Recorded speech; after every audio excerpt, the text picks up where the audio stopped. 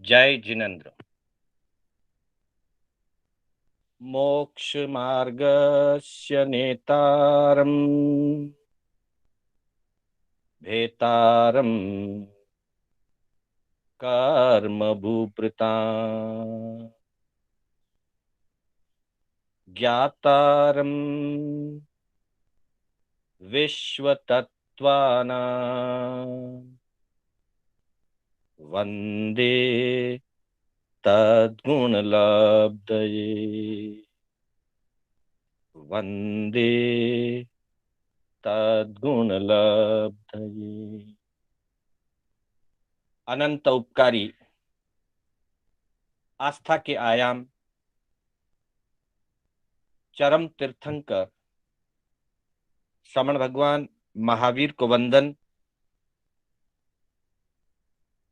प्रभु की परंपरा में विचरण करने वाले परम उपकारी समस्त चारित्रात्माओं को वंदन। धर्म प्रेमी सज्जनों, सुशील माताओं एवं बहनों,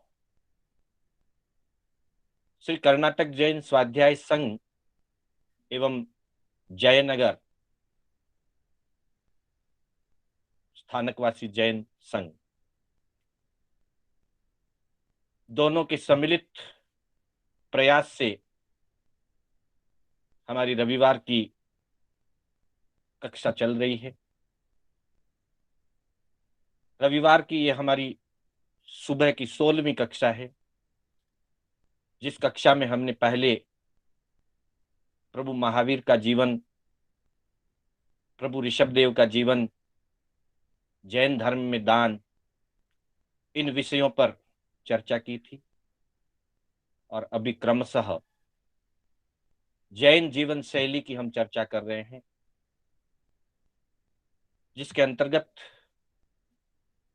पहली कक्षा हमारी जैन जीवन शैली, सुरक्षित जीवन शैली, जिसमें यातनामय जीवन, निरोगता, आहार पद्धति और अर्थ शुद्धि की चर्चा की।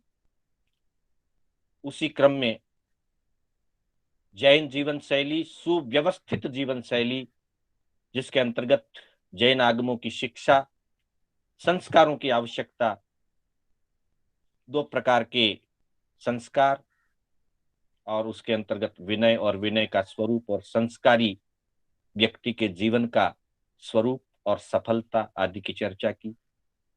उसके बाद हमने जैन जीवन शैली, सुसज्जित जीवन शैली के कुछ बिंदुओं को जानने का प्रयास किया। जीवन निर्माण, जीवन निर्माण के 2 अंग, विचार शुद्धि और आचार शुद्धि। पहली आवश्यकता है विचारों को शुद्ध बनाने की, जिसमें हमारी विचार शैली कैसी होनी चाहिए। हम सदा सकारात्मक सोच रखें, सदा शुद्ध सोच रखें, निर्मल और पवित्र सोच रखें और समझ को सही रखें। जब समझ सही होती है और सोच विचारात्मक, सकारात्मक होती है विचार, तब जीवन का विकास होता है, जीवन सुसज्जित बनता है। जन्म प्रत्येक बालक का मानव के रूप में एक जैसा ही होता है, लेकिन जीवन एक जैसा नहीं होता। जन्म से कोई अच्छा या बुरा नहीं होता, कोई महान या कोई पामर नहीं होता, अर्थात कोई पतित नहीं होता, कोई महान नहीं होता। जन्म से सब लगभग एक जैसे होते हैं, पर अपने साथ जो कर्म के संस्कार लेकर के आते हैं और फिर यहां जीवन में उनको जैसा वातावरण, जैसी संगति, जैसा माहौल और जैसी शिक्षा मिलती है, जिस प्रकार की विचारधाराओं को वह बालक दिनों दिन स्वीकार करता जाता है, ग्रहण करता जाता है, उसके अनुसार उसके जीवन का निर्माण होता है। किसी ने पूछा कि महात्मा गांधी का जन्म कब हुआ? तीर्थंकर महावीर का जन्म कब हुआ? भगवान ऋषभ देव का जन्म कब हुआ? सभा में ये प्रश्न पूछा गया। बहुत सारे लोग उपस्थित थे। आज अगर यही प्रश्न मैं आपके सामने भी रखूं तो आपके उत्तर भी लगभग यही होंगे कि महावीर का जन्म, तीर्थंकर महावीर का जन्म चैत्र सुदी 13 को हुआ। महात्मा गांधी का जन्म 2 अक्टूबर को हुआ। भगवान ऋषभ देव का जन्म चैत्रवद 8 को हुआ। यही जवाब आप देंगे, यही जवाब मैं देता हूं, यही जवाब उस समय की सभा में बैठे हुए लोगों ने दिया। तब जिस संचालक ने ये प्रश्न पूछा था, उन्होंने कहा कि आप सबके उत्तर गलत हैं। हाँ, बड़ा विचार आएगा कि उत्तर गलत कैसे हो सकते हैं। हमने तो आज तक यही पढ़ा है, किताबों में यही लिखा है, आगमों में यही लिखा है, ग्रंथों में यही लिखा है, इतिहास में यही वर्णन है, फिर उत्तर गलत कैसे? तो समझाया गया, तीर्थंकर का जन्म नहीं होता है, महात्मा का जन्म नहीं होता है, भगवान का जन्म नहीं होता है। जन्म होता है बालक का। बालक वर्धमान का जन्म हुआ। मोहनदास करमचंद गांधी का जन्म हुआ, महात्मा का जन्म नहीं। ऋषभ कुमार का जन्म हुआ, तीर्थंकर ऋषभ या भगवान ऋषभ देव का जन्म नहीं। जन्म तो एक बालक के रूप में हुआ। जैसा हमारा हुआ, मेरा हुआ, आपका हुआ, सबका हुआ, वैसा ही उन महापुरुषों का भी जन्म हुआ बालक के रूप में। बाद में उन्होंने अपने जीवन को गढ़ा, अपने जीवन को पढ़ा, अपने जीवन में बहुत सारे संस्कारों के नगीनों को जड़ा। जब गढ़ा, पड़ा और जड़ा, तब उनका जीवन सुसज्जित बन गया। उनका जीवन किसी का महात्मा बन गया, किसी का तीर्थंकर बन गया, भगवान बन गया। वो जीवन तीर्थंकर रूप से जन्मा नहीं था। जीवन को तीर्थंकर के रूप में निर्माण किया गया, महात्मा के रूप में निर्माण किया गया, भगवान के रूप में उस जीवन का निर्माण किया गया। जैसे खान से, माइंस से सोना निकलता है, पर वो सोना मिट्टी के रूप में निकलता है। हमने जिस रूप में सोने को अंगूठी, चेन या बंगड़ी के रूप में पहन रखा है, उस रूप में नहीं निकलता, मिट्टी के रूप में निकलता है। फिर उस मिट्टी को अच्छी तरह से जान के, परख करके कि इसमें सोना है, ये सोना युक्त मिट्टी है, तब उस मिट्टी का प्रोसेस किया जाता है। अनेक बार प्रोसेस होता है, बहुत बार फिल्टर होता है, तपाया जाता है, गर्म किया जाता है, मेल्ट किया जाता है, पिघलाया जाता है, और तब उसकी अशुद्धि निकलती जाती है और चमक बढ़ती जाती है। फिर वो सोने के रूप में प्राप्त होता है। फिर उसको कारीगर अलग रूप देता है, अलग आकार और प्रकार देता है, और उसमें कई प्रकार के नग और नगीनों को जड़ देता है। तब वो सुसज्जित आभूषण बनता है। जैसे मिट्टी से लेकर आभूषण बनने तक की एक प्रक्रिया है, वैसे ही जन्म से लेकर महान बनने तक की या जीवन निर्माण की एक प्रक्रिया है। और उस प्रक्रिया के मुख्य दो विभाग हैं, पहला विचार शुद्धि और दूसरा आचार शुद्धि। जो सोना मिट्टी के रूप में निकला, उसे गर्म किया गया, पिघलाया गया, कितना ही प्रोसेस किया गया, उसने उस सारी प्रक्रियाओं को सहन किया, स्वीकार किया, तब जाकर के वो एक आभूषण के रूप में निर्मित हुआ, जिसको हम अपने गले में लगा करके रखते हैं, अपने हाथ में बांध करके रखते हैं, अंगुली में पहन करके रखते हैं, नाक और कान तक में हम उसको धारण करते हैं। अगर उसने प्रोसेस को स्वीकार नहीं किया होता, उन प्रक्रियाओं से वो नहीं गुजरा होता, तो मिट्टी का मिट्टी ही रह जाता। ठीक वैसे ही जीवन के निर्माण के लिए अनेक प्रकार के प्रोसेस से गुजरना होता है, अनेक प्रकार की प्रक्रियाओं से गुजरना होता है। जो प्रक्रियाओं को स्वीकार करता है, वो निखर करके मानव से महामानव बन जाता है। जो आंशिक रूप से भी स्वीकार करता है, वो कम से कम भला मानव बन जाता है, एक अच्छा इंसान बन जाता है। तो बंधुओं, विचार शुद्धि में सबसे पहली प्रमुख बात यही थी, मम लाभुत्ति पेहाय। जो कुछ भी किया जा रहा है वो मेरे लाभ के लिए। गुरु शिक्षा दे रहे हैं, अनुशासन कर रहे हैं, कठोरता से कभी डांट भी रहे हैं माता पिता गुरु, वो मम लाभुत्ति पेहाय, अनुशासन मेरे लाभ के लिए है। जब ये सकारात्मक सोच बनती है, तब जीवन में आचार शुद्धि का स्थान बढ़ता है। अब आचार शुद्धि के अंतर्गत सबसे पहली बात बताई गई, व्यक्ति अपना चिंतन करे। प्रतिदिन सुबह शाम प्रतिदिन विचार करे कि मुझे जो शिक्षाएं दी गई,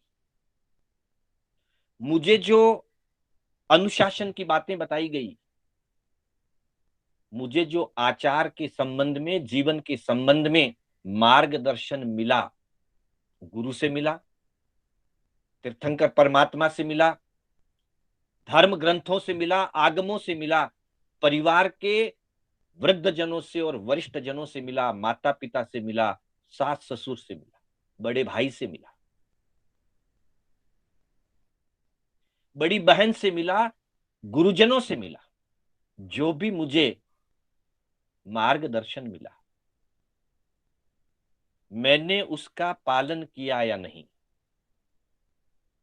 मैंने उसके ऊपर अपने कदम बढ़ाए या नहीं, मैंने उसे अपने जीवन में अंगीकार करने का मानस बनाया या नहीं। अगर मानस ही नहीं बनाया तो अभी तक विचार शुद्धि नहीं बन पाई। और यदि मानस बना लिया कि हाँ, मुझे उत्तम मार्ग पर चलना है, मुझे वरिष्ठ जनों के बताए हुए मार्ग पर चलना है, तो कम से कम विचार शुद्धि तो हो गई, सकारात्मकता तो जीवन में स्वीकार हो गई। अब उसको आचार रूप में जीवन में धारण करना है। तो मैंने किया या नहीं किया, और किया तो कितना किया, और नहीं किया तो क्यों नहीं कर पाया, उस कारण को ढूंढने के लिए महापुरुष निर्देश करते हैं। तीर्थंकर परमात्मा की वाणी हमें उद्बोधन करती है कि उसके बारे में, हे साधक, हे मानव, तू चिंतन कर, तुम कहां हो, क्या कर रहे हो, और क्या करना चाहिए जो तुम नहीं कर रहे हो। 10वें कालिक सूत्र, 10वें कालिक सूत्र में 2 चूलिकाएं हैं। 10 अध्ययन के बाद 2 चूलिकाएं हैं। उसकी दूसरी चुलिका में 12वीं गाथा में कहा गया है, जो पुव्व रत्ता वर रत्त काले, जो पुव्व रत्ता वर रत्त काले, संपेह ए अपगमप्प एनम, किम में कदम किम च में किच्च शेषम, किम सक्कणिजम न समायरामी। प्रभु ने निर्देश फरमाया, प्रत्येक मानव को रात्रि के पहले प्रहर में, अर्थात दिन अस्त हो गया, अपना सारा कार्य पूरा हो गया, उसके बाद जैसे ही सारे कार्यों से निवृत्ति हुई और अब शयन करना है, अब आराम करना है, उस समय मुनि के लिए तो पूरा निर्धारित है कि रात्रि के पहले पहर में ही ग्रस्त के लिए अपनी अपनी कार्य प्रणाली, अपना अपना प्रोफेशन, बिजनेस के हिसाब से टाइम थोड़ा ऊपर नीचे हो सकता है, लेकिन जैसे ही उसके आज के दिन भर का कार्य पूरा हो जाए, उसके बाद 5 मिनट के लिए, 10 मिनट के लिए चिंतन करें कि आज दिन भर में मैंने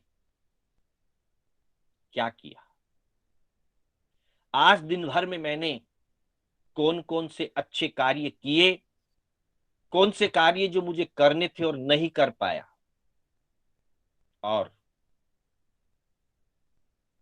कौन से कार्य मुझे करने चाहिए, और कौन कौन से कार्य मैंने गलत कर लिए जो नहीं करने थे।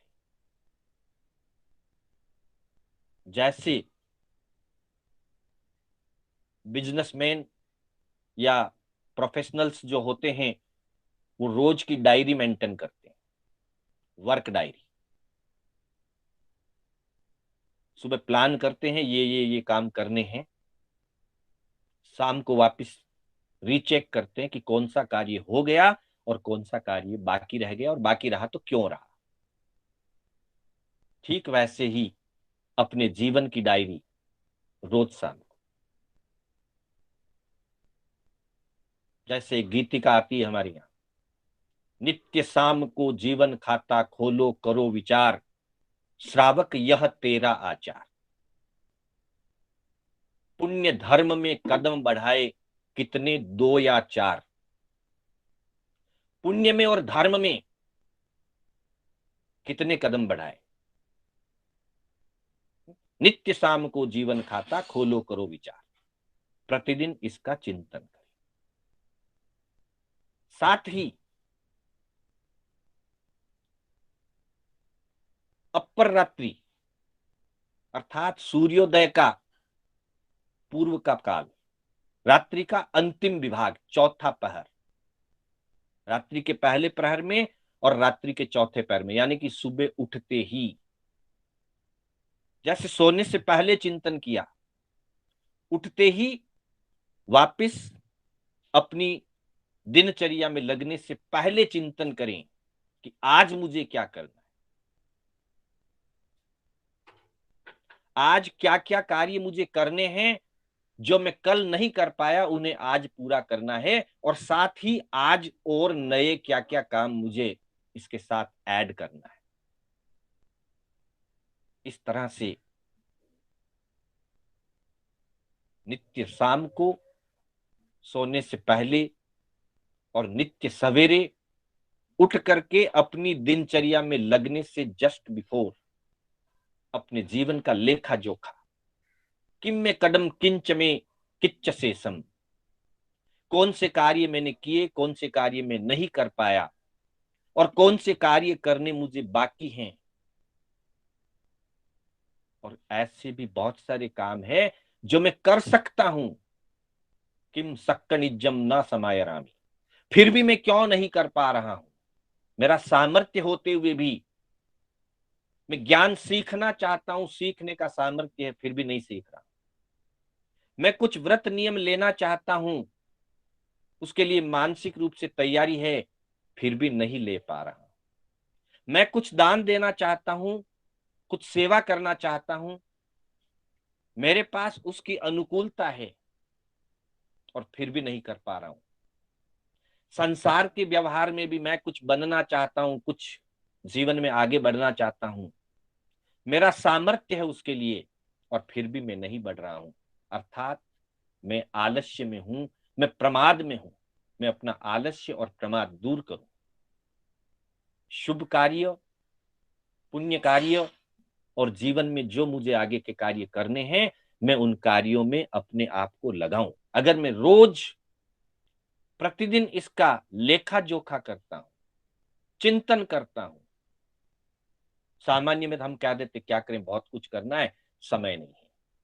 लेकिन अगर लेखा जोखा करें कि समय कहाँ है, और नहीं है तो क्यों नहीं है, मैंने दिन भर क्या किया, जैसे ही हम अपना लेखा जोखा निकालेंगे, पता चलेगा शायद हर सामान्य मानव दिन में 2-3 घंटे तो यूं ही वेस्ट करता ही करता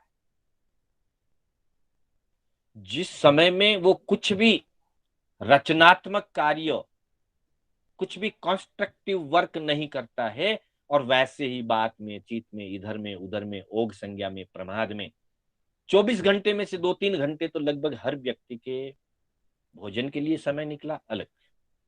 शयन के लिए 6 घंटे 8 घंटे चाहिए, एक्सेप्टेड। बिजनेस के लिए 8 घंटे चाहिए, एक्सेप्टेड। शरीर व्यवस्था की आवश्यक क्रियाओं के लिए 2 घंटे चाहिए, वो भी एक्सेप्टेड। उतना सब करने के बाद भी 4 घंटे बचते हैं। 8 घंटे व्यापार के, 8 घंटे शयन और आराम के, 16 घंटे।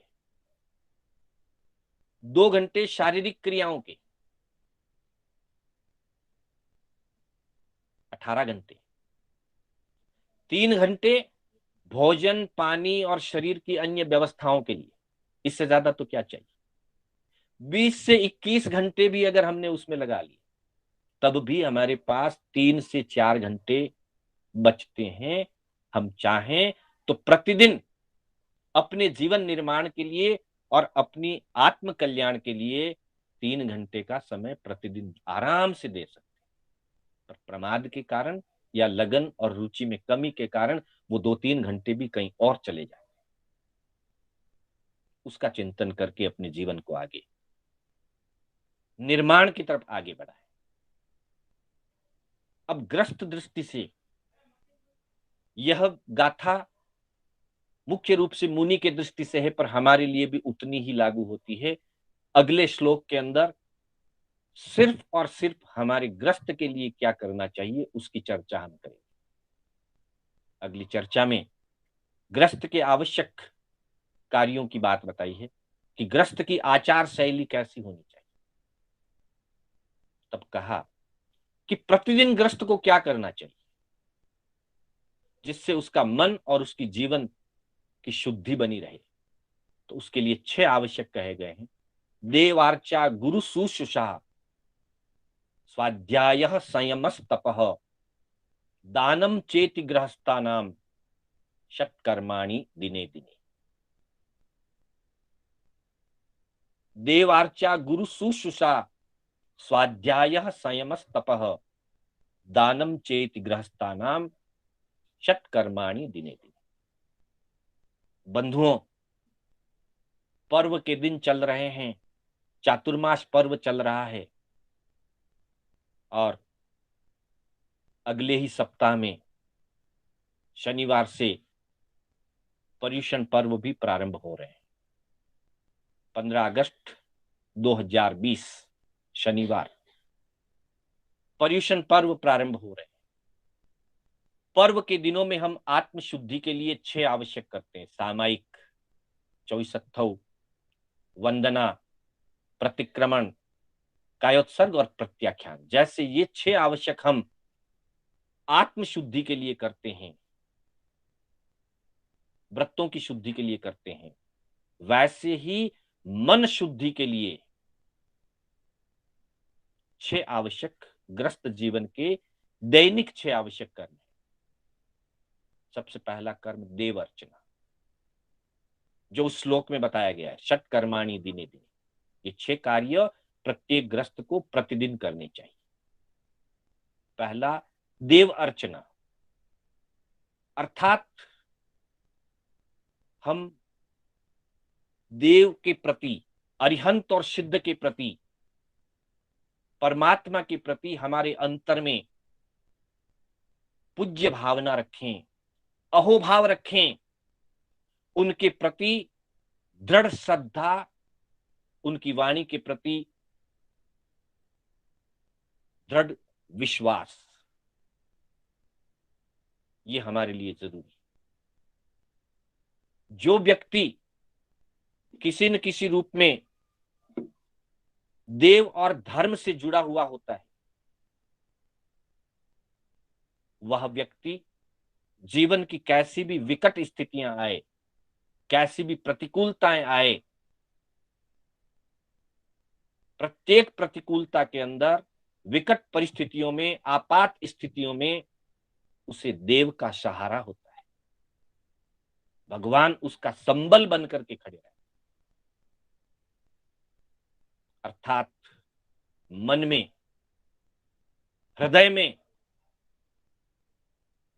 भगवान के प्रति हमारी आस्था कमजोर नहीं होनी चाहिए।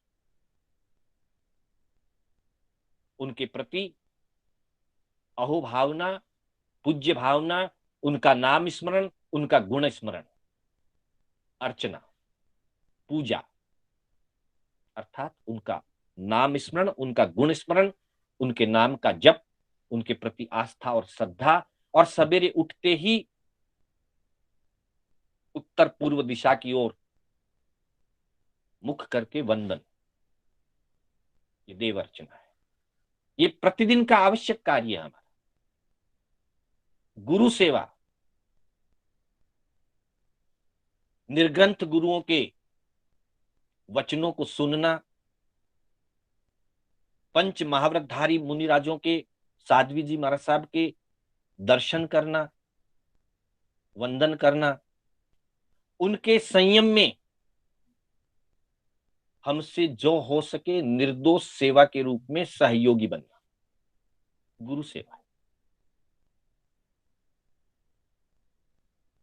देव अर्चना वर्तमान में परोक्ष होगी, गुरु सेवा तो फिर भी जहां जहां साधु साध्वियों का संयोग है, प्रत्यक्ष गुरु सेवा भी हो सकती है।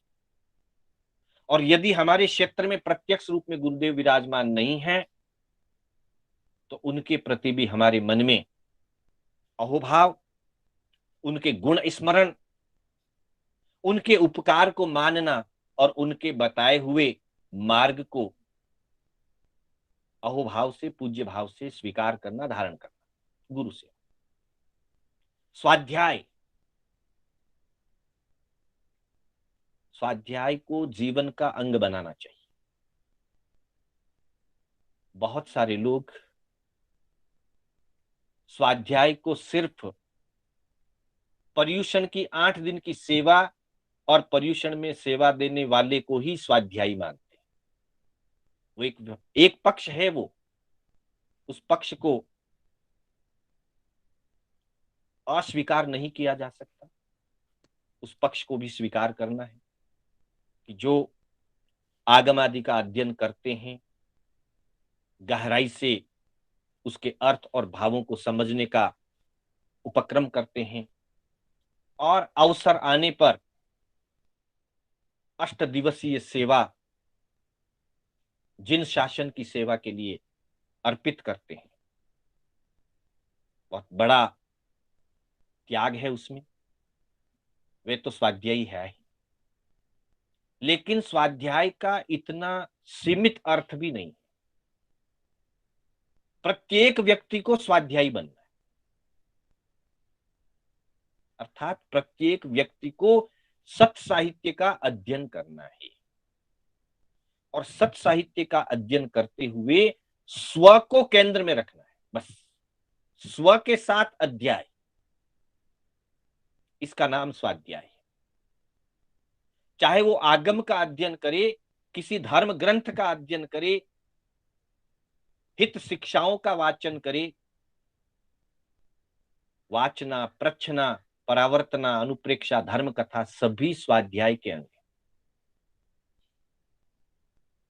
यहां हम ग्रस्त के कर्तव्यों की दृष्टि से चर्चा कर रहे हैं, इसलिए मुख्यता इस बात की है कि प्रत्येक व्यक्ति को प्रतिदिन कुछ न कुछ सत साहित्य का पठन, पाठन, चिंतन, मनन करते रहना चाहिए, जिससे उसे जीवन विकास के लिए जो चार्ज चाहिए। बंधुओं, जैसे हम फोन यूज करते हैं, लैपटॉप यूज करते हैं, समय समय पर उसको रोज बैटरी चार्ज करनी होती। अगर बैटरी चार्ज नहीं की जाती तो वह गैजेट, वह डिवाइस काम नहीं करेगा। यूं समझ लीजिए कि सत साहित्य का अध्ययन हमारी आत्मा रूपी, जीवन रूपी बैटरी को चार्ज करना है, और बराबर चार्ज होती रहेगी तो बराबर आचार पक्ष में काम करेगी। बिना स्वाध्याय के, बिना अध्ययन के जीवन में निखार नहीं आता। अतः प्रतिदिन सत साहित्य का अध्ययन। संयम, संयम का मुख्य रूप होता है दीक्षा, लेकिन यहां इस संदर्भ में ग्रस्त के 6 आवश्यक कर्म के अंतर्गत संयम का अर्थ है मर्यादित होना। जीवन के प्रत्येक क्षेत्र में मर्यादाओं का पालन करना, धर्म की मर्यादा, परिवार की मर्यादा, व्यापार की मर्यादा, जीवन में भोजन, पान, पहनना, ओढ़ना, हर चीज का एक मर्यादित। हमारा प्रत्येक कार्य संयमित होना चाहिए। हमारा प्रत्येक कार्य उस ढंग से हो जो सुशोभित होता है, और सुशोभित वही होता है जो संयमित होता है। इसलिए प्रत्येक कार्य अपना जीवन का संयममय करें, तब किसी न किसी प्रकार का त्याग, नौकारसी से लेकर बड़े तब तक, या इंद्रिय विषयों की इच्छाओं की मर्यादा, इच्छाओं का त्याग, इच्छा निग्रह, इच्छा निरोधस तपः कहा गया, तप करें।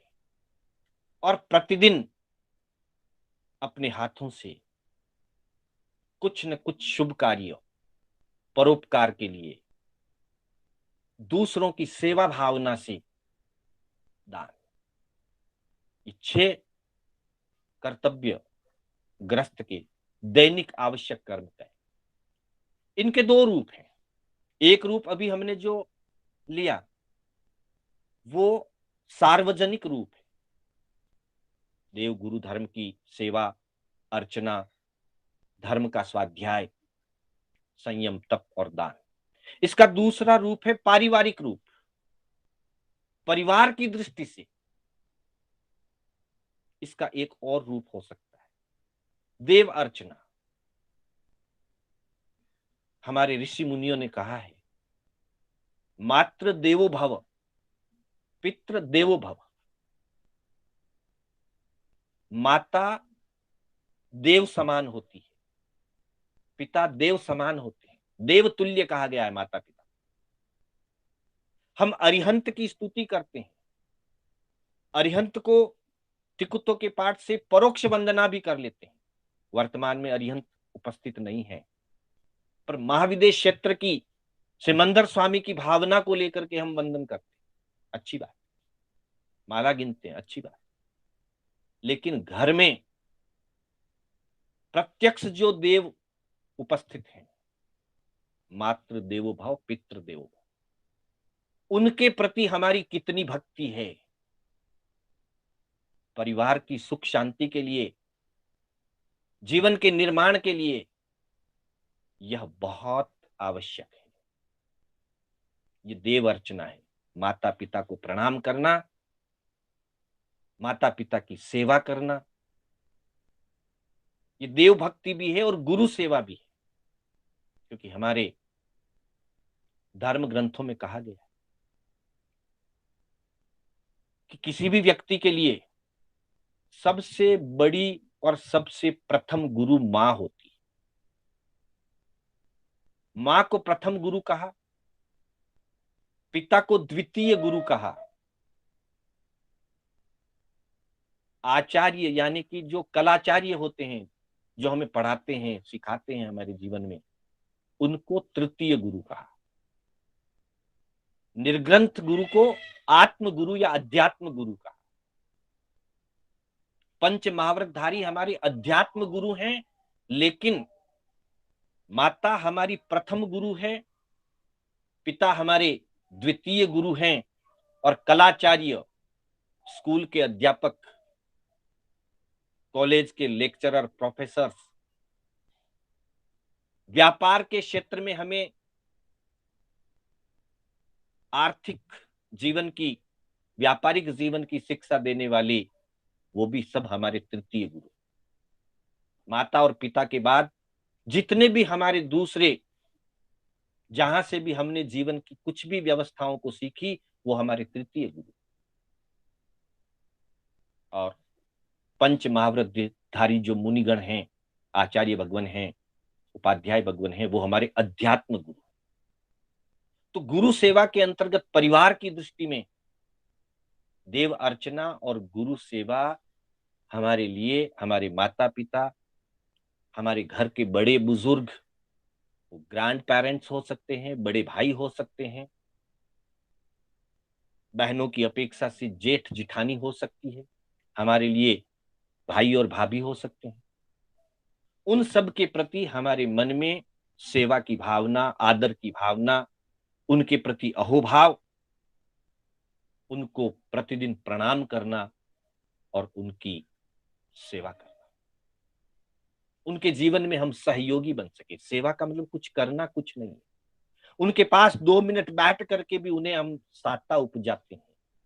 बुजुर्गों के पास बैठने से भी हमें हमें उनके अनुभव का लाभ मिलता है, आशीर्वाद मिलता है, और उनको संतोष मिलता है। उनका मन संतुष्ट हो जाता है कि बच्चे मेरे पास बैठते हैं। वरना कभी कभी बड़े बुजुर्ग बच्चों से, पुत्रों से, पौत्रों से बात करने के लिए तरस जाते हैं, और तब उनको एकांगी जीवन कष्टकर लगता है। ऐसा नहीं। इसलिए परिवार में माता पिता, बुजुर्ग, बड़े बड़े भाई भाभी, उन सब के प्रति हमारा जो उत्तरदायित्व है, उनका आदर करें और उन उत्तरदायित्व का पालन करें। स्वाध्याय, स्व का चिंतन, धर्म ग्रंथों का चिंतन हम करते हैं, अध्ययन करते हैं, लेकिन कभी पारिवारिक और सामाजिक दृष्टि से हम ये तो बोल देते हैं, भाई ने मेरे लिए क्या किया, समाज ने मेरे लिए क्या किया, माँ बाप ने मेरे लिए क्या किया। हम अधिकार तो मांग लेते हैं, पर कभी कर्तव्य के बारे में सोचा है कि मैंने परिवार के लिए क्या किया, मैंने माता पिता के लिए क्या किया। माता पिता ने तो जन्म दिया, पाला पोसा, बड़ा किया, लिखाया, पढ़ाया, और इस समाज के अंदर हम प्रतिष्ठित स्थान पर बैठ सकें, उतना योग्य बना दिया। ये सब कुछ माता पिता ने और बड़ों ने किया है, और फिर भी हम ऊंचाई पर पहुंचने के बाद अपने आप को सफल मान करके, और कभी प्रसंग आए तो हम प्रश्न चिन्ह लगा देते हैं कि माँ बाप ने क्या किया, भाई ने क्या किया, समाज ने मेरे लिए क्या किया, मैं क्यों समाज के नियमों को मानूं। पर कभी ये सोचिए, स्व के ऊपर लाइए, अधिकार को एक तरफ रखिए, कर्तव्य की दृष्टि सोचिए कि मैंने अपने क्या कर्तव्यों का पालन किया है। मैंने माता पिता के लिए, परिवार के लिए, समाज के लिए, देश और राष्ट्र के लिए मैंने क्या किया है। जब हम इस चिंतन पर प्रश्न चिन्ह लगाएंगे, तो हमें लगेगा वास्तव में कि मैंने तो या तो बहुत कम किया है या नहीवत किया है, कुछ नहीं किया है। उन्होंने जो मेरे लिए किया है, समाज ने जो मेरे लिए किया है, परिवार ने जो मेरे लिए किया है, उसके सामने मैंने कुछ भी नहीं किया। तब कर्तव्य बोध जागृत होगा और व्यक्ति का अहंकार गल जाएगा, वो विनीत और सेवाभावी बनेगा। संयम, परिवार के लिए कुछ त्याग करना पड़े, कुछ छोड़ना पड़े, कुछ अपनी इच्छाओं को सीमित करना पड़े। तप की दृष्टि से, वैराग्य की दृष्टि से हम त्याग करते हैं, व्रत पचखान करते हैं, जरूर करिए, लेकिन कभी परिवार की दृष्टि से कि परिवार की शांति के लिए मैंने क्या त्याग किया, घर की सुख शांति के लिए मैंने अपनी इच्छाओं को छोड़ा या नहीं छोड़ा, घर के बनाए हुए नियमों को, परिवार के बनाए हुए नियमों को और मर्यादाओं का मैंने पालन किया या नहीं किया। ये हमारा संयम और तप होगा। और कभी जरूरत पड़ने पर मैंने अपने परिवारजनों के प्रति सहयोग कितना किया, भाई के प्रति कितना सहयोग किया, बहन के प्रति कितना सहयोग किया। दान अलग चीज है, दान सहयोग भाव है। वैसे हम दान आवश्यकमंद को देते हैं, दान सुपात्र में भी हम बहराते हैं अहोभाव पूर्वक, लेकिन परिवार के प्रति, भाई के प्रति, बहन के प्रति कभी वे अभावग्रस्त जीवन जी रहे हो, हमारे कोई रिश्तेदार, कोई गुरुजन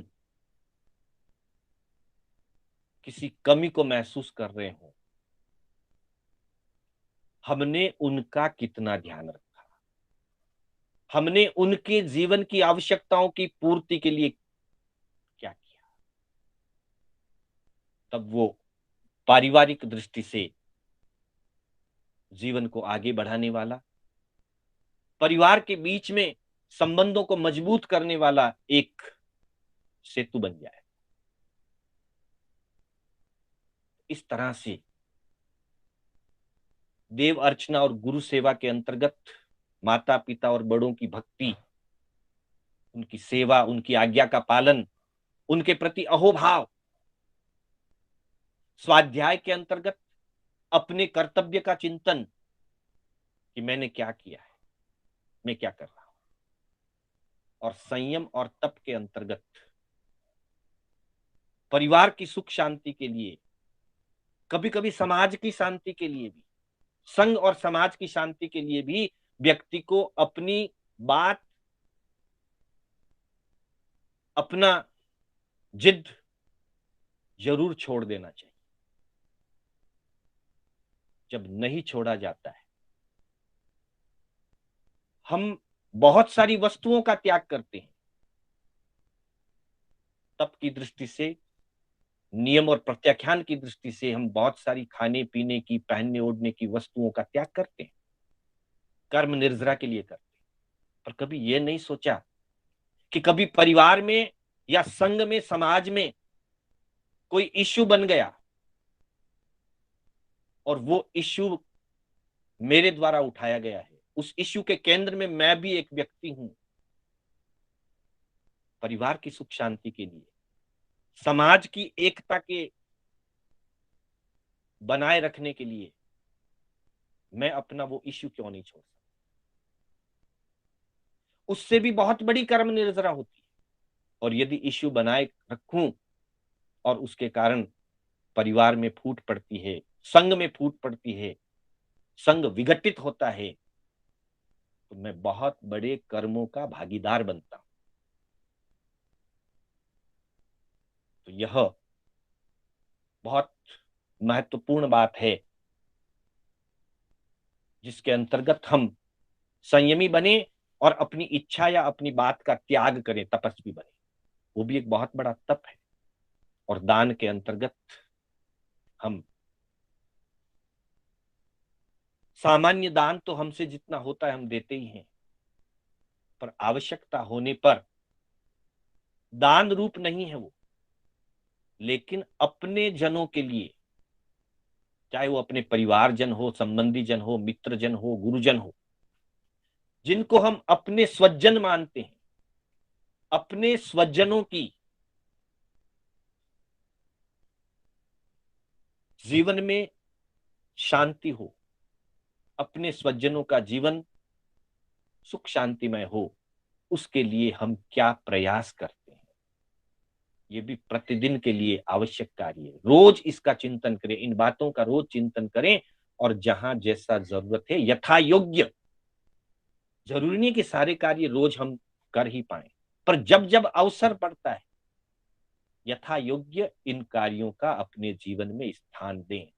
तब ग्रस्त जीवन बहुत सुखमय, शांतिमय और धर्ममय, जब ये सुखमय और शांतिमय होता है तो धर्म और अध्यात्म के लिए एक तरह से ये आधार बनता है।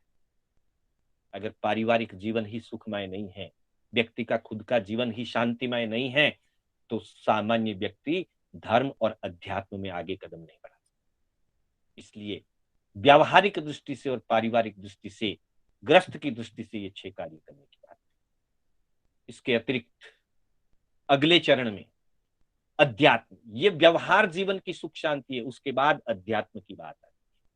अध्यात्म की दृष्टि से 5 विशेष कर्तव्य बताए हैं ग्रस्त के लिए। पहला, हालांकि इसमें की कुछ बातें उन 6 में आ चुकी है, अलग अलग अपेक्षाओं से बताया गया है। पहला, रत्नत्रय अहोभाव, अर्थात हर व्यक्ति दीक्षा नहीं ले सकता। हम दीक्षा नहीं ले पाए, मनोरथ है, भावना है, फिर भी अभी तक पुरुषार्थ जागृत नहीं करता। तो जब तक दीक्षा नहीं ली, सब कुछ का त्याग नहीं किया, तब तक रत्नत्रय अहोभाव, देव गुरु और धर्म के प्रति हमारे मन में अहोभाव बना रहे। ये अहोभाव हमें अध्यात्म जीवन में आगे बढ़ाएगा।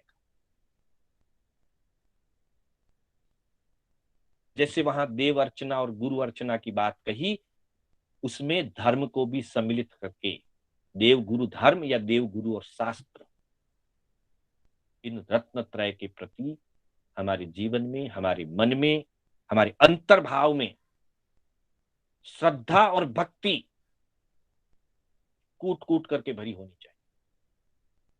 अहोभाव पूर्वक उनकी भक्ति करें। ये सुबह उठते ही हो जाता है, अहोभाव पूर्वक भक्ति, प्रातः उठते ही इस कार्य का ध्यान करें। साथ ही सुबह उठते ही प्रकृति और परमात्मा को धन्यवाद अर्पित करें। मेरा कल का दिन बहुत अच्छी तरह से व्यतीत हुआ, सुखमय, धर्ममय, शांतिमय व्यतीत हुआ, उसके लिए धन्यवाद। आज का शुभ दिन देखने का मुझे अवसर मिला। कितने सैकड़ों हजारों लोग आज का सूर्योदय नहीं देख पाए, कल उनके जीवन का अंतिम दिन हो गया, उनको आज का दिन देखने का अवसर नहीं मिला। ये प्रकृति और परमात्मा का सबसे बड़ा उपहार है हमारे लिए कि हम आज जीवित उठे। पता नहीं कौन कब किस रात्रि उसकी अंतिम रात्रि हो जाए, किस रात्रि में वो अपनी अंतिम सांस ले ले, पता नहीं। तो अहोभाव और इस जीवन के लिए परमात्मा को धन्यवाद, प्रकृति को धन्यवाद। दूसरा, अब चूंकि ग्रस्त हैं इसलिए व्यापार करेंगे, घर परिवार की व्यवस्था करेंगे, बहनें अपनी रसोई बनाएगी, सारे कार्य तो करने। सुबह घंटा, आधा घंटा, 1 घंटा, 1 सामायिक, 2 सामायिक रत्न तरह की आराधना में और अहोभाव में बिता सकते हैं। बाकी तो ग्रस्त कर्तव्य, यतना सहित कर्तव्य पालन। बस किसी भी कर्तव्य से निषेध नहीं किया गया है, किसी भी कर्तव्य को करने के लिए मना नहीं कहा है, लेकिन इतना सा कहा कि कर्तव्य पालन यतना सहित हो। दुकान में बैठे हैं, व्यापार क्षेत्र में बैठे हैं, न्याय नीति पूर्वक कार्य हो, यत्न और विवेक से बातचीत हो। घर में हैं, बहनें अपनी घर गृहस्थी का, भोजन निर्माण आदि का, वस्त्र आदि का कार्य करती हैं, सफाई आदि का कार्य करती हैं, यत्न पूर्वक करें, जीवों की विराधना ना हो, त्रस्त जीव की बिल्कुल विराधना ना हो, और स्थावर, चूंकि वो तो भोजन आदि का मूल आधार है, यत्ना पूर्वक अंतर मन में अनुकंपा के भाव रखते हुए कि मुझे ये कार्य करना है, मेरा कर्तव्य है, मैं किसी भी तरह से किसी जीव को कष्ट पहुंचाना नहीं चाहता हूं, कष्ट पहुंचाना नहीं चाहती हूं, पर मुझे अपना कर्तव्य करना। अनुकंपा की भावना, पश्चाताप की भावना, क्षमा याचना की भावना के साथ यत्नापूर्वक ग्रस्त के कर्तव्यों का पालन, जो ग्रस्त के व्यवहारिक कर्तव्य। पुण्य उपार्जक प्रवृत्ति, जैसे वहां दान कहा, यहां पुण्य उपार्जक प्रवृत्ति।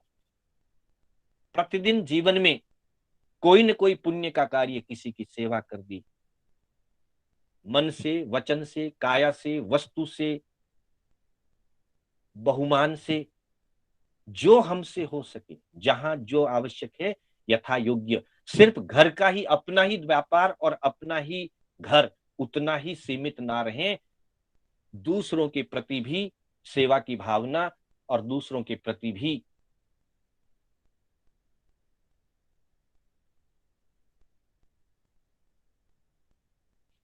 दूसरों के प्रति हमारा अहोभाव, सेवा की भावना, और जो हमसे बन सके वो सेवा करके पुण्य उपार्जक प्रवृत्ति, पुण्य प्राप्ति के लिए।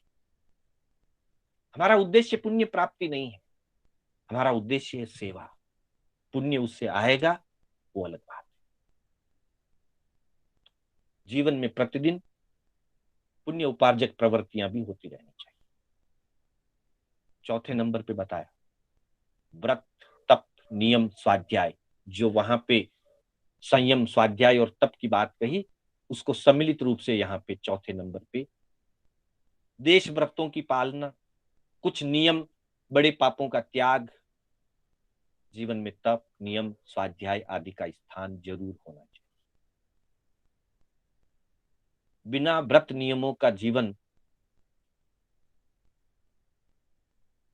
व्यर्थ चला जाता है, उस जीवन की कोई उपयोगिता नहीं रह जाती है। जीवन को उपयोगी बनाना है, जीवन को सुसज्जित बनाना है, तो इतना तो जीवन में होना ही चाहिए कि हम कुछ व्रत, नियम, तप, स्वाध्याय आदि करें। और अंतिम दिया प्रवचन प्रभावना, अर्थात जिन शासन की सेवा, जिन शासन की भक्ति, चतुर्विध संघ की सेवा, साधु साध्वी, श्रावक श्राविका, देव गुरु धर्म की सेवा,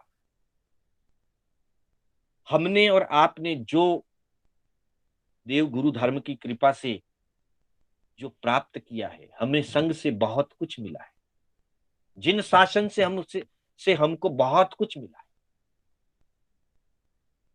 हमारा कर्तव्य है हम संघ की सेवा करें, हम संघ की प्रभावना करें, हम जिन शासन के मानने वालों की, जिन शासन की आराधना करने वालों की सेवा करें। साधु की सेवा, साध्वी जी की सेवा, श्रावक की सेवा, श्राविका की सेवा, ज्ञान की सेवा, दर्शन की सेवा, संघ की सेवा, मन से, वचन से, काया से, धन से, जिस दृष्टि से भी हमारा उत्तरदायित्व बनता है और जिस दृष्टि में हम सक्षम हैं। कोई मनोभाव से करता है, कोई काया से सेवा करता है, व्यावच करता है, सक्रिय योगदान काया का सेवा में देता है, समय का भोग देता है, कोई धन का भोग देता है, कोई तन का भोग देता है, कोई मार्गदर्शन करके अपनी बुद्धि और अपने वचनों का भोग देता है। पर किसी न किसी रूप में जिन शासन, चतुर्विध संघ, देव गुरु धर्म और वर्तमान में हमारे संघ, जिस संघ से भी हम जुड़े हुए हैं, उस संघ के प्रति हमारा अहोभाव पूर्वक सेवा का कार्य नियमित होना चाहिए। ये छह कर्तव्य ग्रस्त की सामाजिक और व्यावहारिक दृष्टि से बताए गए, और ये 5 कर्तव्य व्यक्ति के अध्यात्म जीवन की उज्जवलता के लिए बताए। उन 6 कर्तव्यों से जीवन सुखमय और शांतिमय बनता है। इन 5 से आध्यात्मिक दृष्टिकोण से जीवन अध्यात्म में आगे बढ़ता है, आत्मा की उज्जवलता होती है। तो इस तरह से पहली विचार शुद्धि और दूसरी आचार शुद्धि, जब विचार शुद्धि और आचार शुद्धि इन दोनों का बराबर चिंतन चलता रहता है, मनन चलता रहता है, और उस चिंतन और मनन के अनुरूप जब हमारे कर्तव्य निभते रहते हैं, हम अपने कर्तव्यों का पालन करते रहते हैं, तो निश्चित ही हमारा जीवन सुसज्जित बन जाता है। तो हमारा जीवन सुरक्षित जीवन हो, हमारा जीवन सुव्यवस्थित जीवन हो, और हमारा जीवन सुसज्जित जीवन हो, इसी भावना को लेकर के हम इन नियमों का, इन धर्म शिक्षाओं का अपने जीवन में पालन करें, जितना हो सके उतना पालन करें, तो निश्चित ही हमारा यह भाव और हमारा पर भाव दोनों सुरक्षित, सुव्यवस्थित और सुसज्जित बनेंगे। इसी भावना के साथ मैं अपने शब्दों को विराम देना चाहूंगा। मैं पुनः आप सभी का आभार व्यक्त करता हूं। मेरे बोलने में कोई स्खलना हुई हो अथवा कोई भी जिनाज्ञा विपरीत कथन हुआ हो, तो उसके लिए बारंबार मिच्छामि दुक्कडम करता हुआ जय जिनेन्द्र, जय महावीर।